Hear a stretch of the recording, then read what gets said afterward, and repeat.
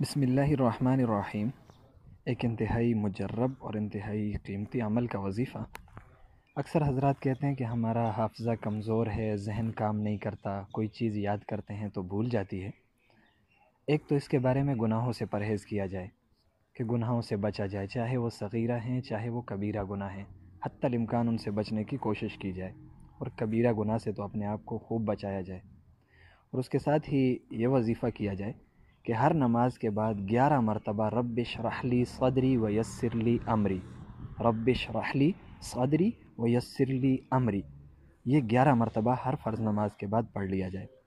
اور ایسے ہی ہر نماز کے بعد دایاں ہاتھ پیشانی پر رکھ کر 11 دفعہ یا قویو پڑھیں، 11 دفعہ یا قویو کو پڑھ لیا جائے دایاں ہاتھ پیشانی پر رکھ کر، تو انشاءاللہ العزیز حافظہ تیز ہو جائے گا۔ اور اس کے ساتھ ایک دوسرا عمل جو کہ طبیب حضرات بتاتے ہیں کہ نہار، منہ، کشمش اور بادام کھانے سے بھی ذہن تیز ہوتا ہے۔